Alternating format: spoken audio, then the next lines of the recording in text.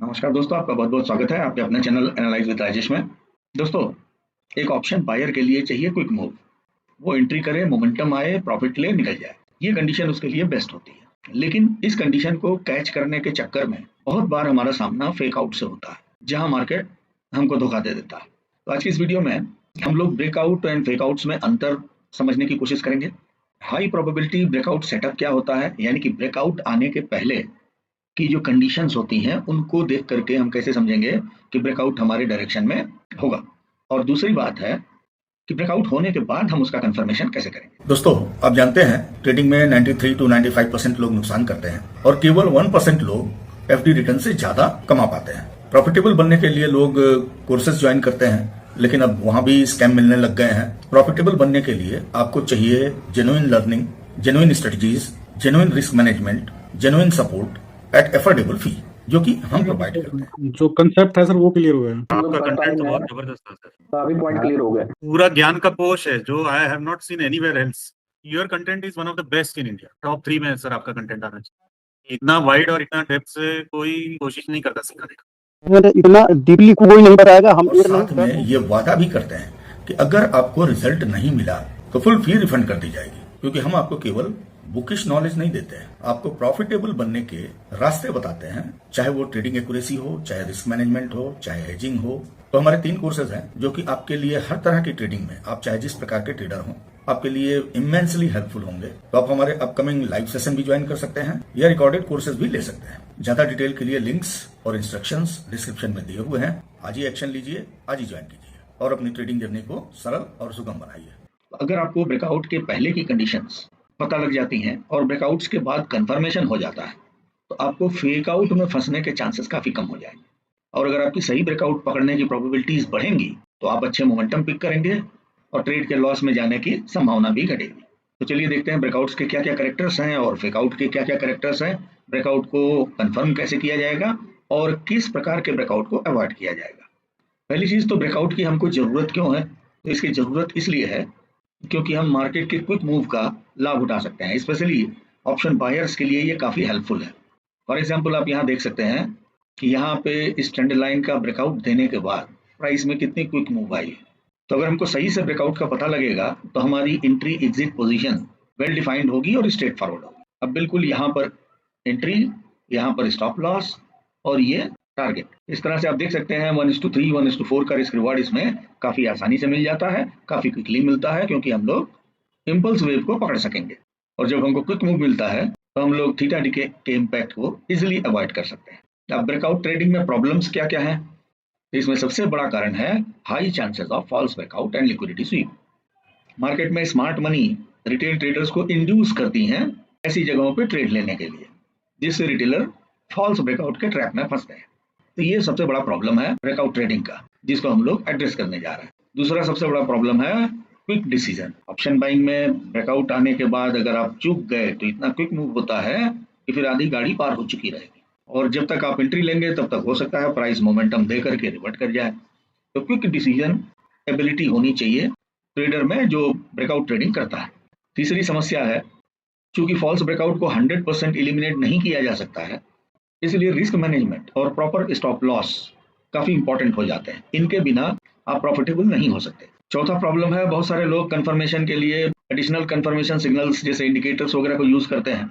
इनसे false breakout की संभावना तो जरूर कम हो जाती है कुछ, लेकिन कभी कभी बड़े मूव कैच करने की संभावना भी कम हो जाती है, क्योंकि इंडिकेटर सारे लैगिंग है और जब तक इंडिकेटर आपको सिग्नल देंगे तब तक इंपल्स वेव का काफी मूवमेंट जा चुका होगा। तो हम लोग कंसीडर करेंगे conditions before high probability breakout. High probability breakout के पहले कंडीशंस क्या क्या होनी चाहिए, जिसमें पहली कंडीशन है फ्रेश ट्रेंड।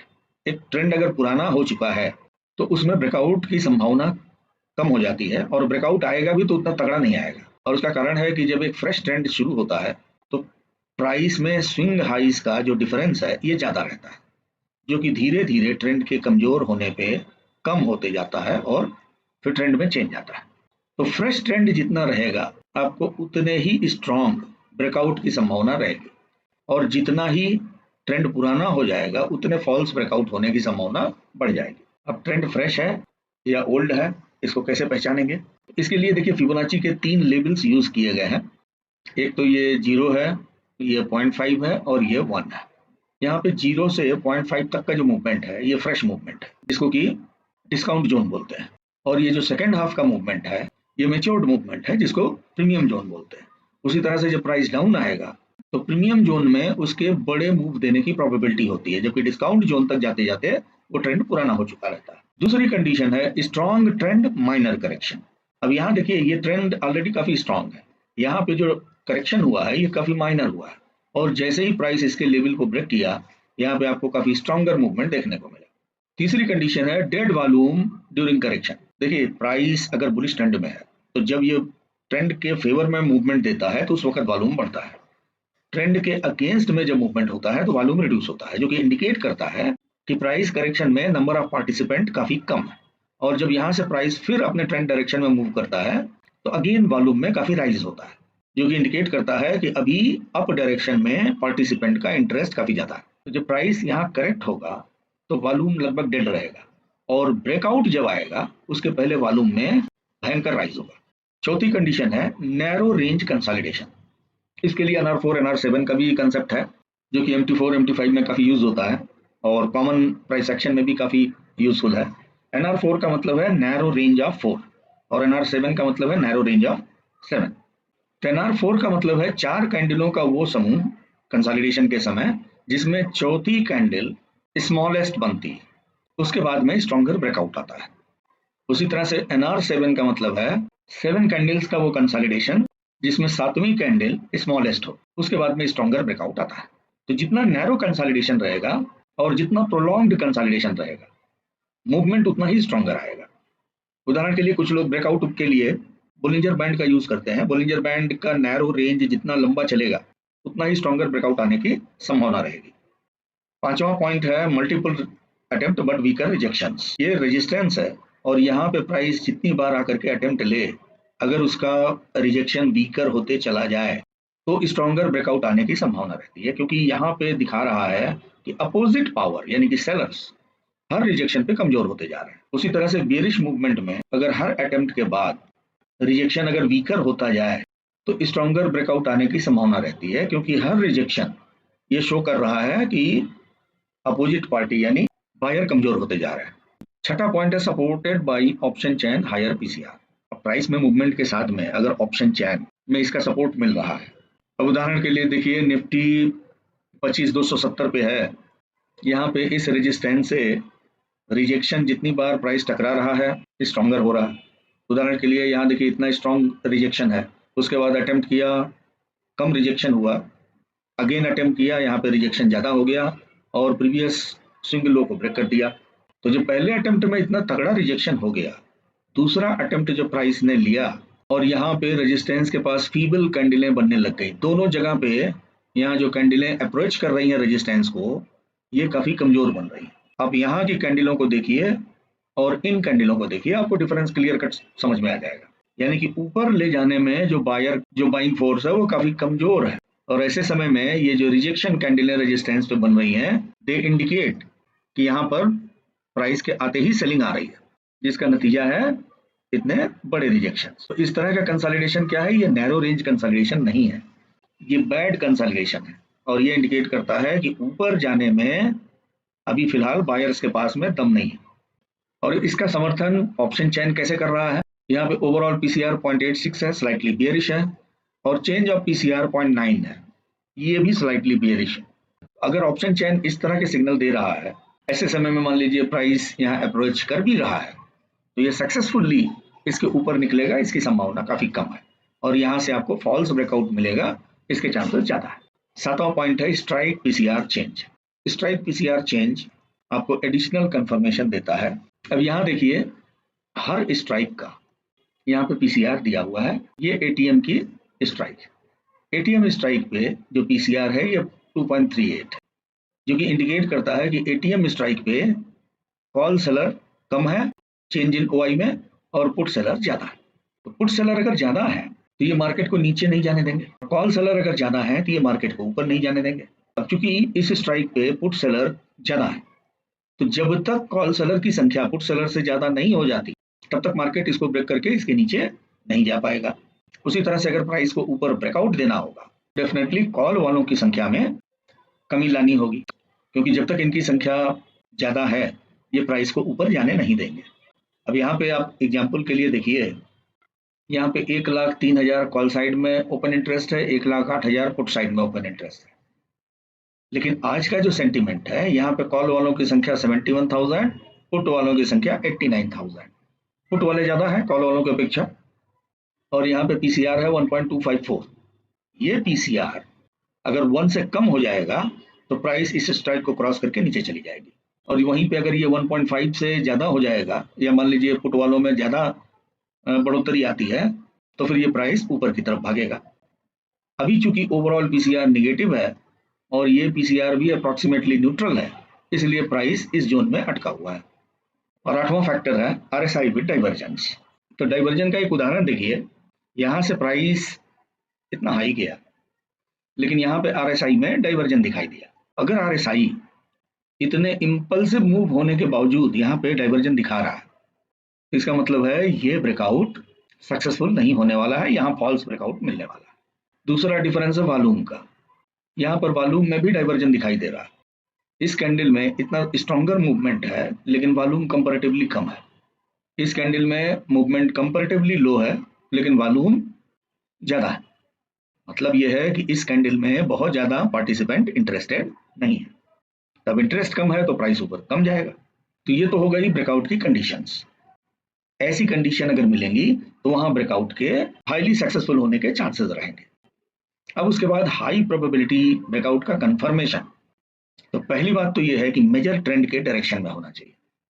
हमारी पहली कंडीशन क्या थी? Fresh trend. और यहाँ पे प्रोबेबिलिटी ब्रेकआउट के लिए बेहतर क्या है? In the major trend direction.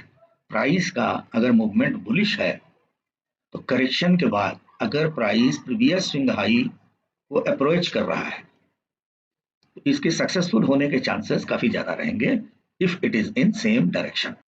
वहीं पे अगर प्राइस ऊपर गया, ये करेक्शन हुआ, मान लीजिए यहाँ से थोड़ा सा इंप्रूवमेंट हुआ और नीचे ब्रेकआउट दे रहा है, तो इस ब्रेकआउट के फॉल्स होने की संभावना काफी ज्यादा है, because it is against the major trend direction. ये नीचे जा रहा है लिक्विडिटी स्वीप करने, ये रिटेलर को ट्रैप करेगा, यहाँ पे फॉल्स मूव देगा और प्राइस ऊपर चला जाएगा। दूसरा फैक्टर है स्ट्रॉन्ग ब्रेकआउट कैंडल। ये रेजिस्टेंस है, यहाँ प्राइस अप्रोच किया, ये रिट्रेसमेंट हुआ, यहाँ पे मल्टीपल अटेम्प्ट लिया। अब जो कैंडल ब्रेकआउट दे रही है, ये कैंडल स्ट्रॉन्ग होनी चाहिए। स्ट्रॉन्ग होने का मतलब ये है कम से कम मीडियम ग्रेड की कैंडल होना चाहिए, और विक साइज जितने छोटे हों उतना अच्छा है। एक नियम है कि अगर ब्रेकआउट कैंडल की बॉडी के 20% से ज्यादा अगर विक होता है तो उस ब्रेकआउट के फॉल्स होने की संभावना काफी बढ़ जाती है। इसके अलावा increase in volume is a must. जब भी ब्रेकआउट होगा, अगर वॉल्यूम में राइज नहीं होता है तो उस ब्रेकआउट के फॉल्स होने की संभावना ज्यादा हो जाती है। चौथा पॉइंट है स्मॉल रिट्रेसमेंट। अभी लीड वेव्स के कई नियम हैं, उनको बताने में काफी ज्यादा समय लगेगा, लेकिन ये समझ लीजिए कि जो रेजिस्टेंस है या सपोर्ट है, यहाँ पर प्राइस अप्रोच तो करेगा डायनेमिकली, लेकिन यहाँ से जो रिट्रेसमेंट होगा, ये जितना कमजोर रिट्रेसमेंट होगा और प्राइस मल्टीपल अटेम्प्ट लेकर के जितना हल्का रिट्रेसमेंट देगा और ब्रेकआउट कैंडल जितनी स्ट्रॉन्गर होगी उतने हाई प्रोबेबिलिटी ब्रेकआउट की संभावना रहेगी। जबकि अगर रिट्रेसमेंट काफी ज्यादा होता है तो फिर ब्रेकआउट के पावरफुल होने की संभावना कम हो जाएगी। फिबोनाची में अगर रिट्रेसमेंट 50% के लेवल से ज्यादा हो रहा है तो ऐसे रिट्रेसमेंट को अवॉइड करने की सलाह दी जाती है, क्योंकि मूवमेंट के बाद रिट्रेसमेंट अगर 50% से ज्यादा है, कुछ लोग 61.8% तक कंसीडर करते हैं, बट इन माय ओपिनियन अगर 50% से ज्यादा रिट्रेसमेंट है तो उसको कंसीडर नहीं करना चाहिए। 50% का रिट्रेसमेंट के बाद अगर प्राइस यहाँ से अटेम्प्ट लेता है और इस लेवल को ब्रेक करता है स्विंग हाई को, और जितनी कैंडलों में रिट्रेसमेंट हुआ है अगर उससे कम कैंडलों में प्राइस इस लेवल को ब्रेक करके आगे निकलता है तो यहाँ से नियरली 1.618 तक का मूवमेंट आराम से मिल जाता है। अब इसका एक एग्जांपल देखिए, यहाँ पे प्राइस नीचे आया, ये जो रिट्रेसमेंट हुआ that is less than 50% of this movement, और जब प्राइस ने इस लेवल को ब्रेक किया तो जाहिर सी बात है ब्रेकआउट जो है कम कैंडलों में हुआ। यहाँ पे रिट्रेसमेंट 4 कैंडलों में था, 2 कैंडलों ने ही इस लो को ब्रेक कर दिया। यहाँ पे आपको 1.618 से ज्यादा का मूवमेंट आराम से मिलेगा। अब यहाँ देखिए ब्रेकआउट की हर शर्तें पूरी हो रही है। प्राइस ये ऊपर गया, यहाँ से नीचे आया, ये एक सपोर्ट लेवल है, प्राइस यहाँ पे बहुत ही नैरो रेंज में रिट्रेसमेंट लिया, रिट्रेसमेंट लेकर के जिस ब्रेकआउट कैंडल ने ब्रेकआउट दिया है उसके बाद प्राइस यहाँ तक रिट्रेस हुआ।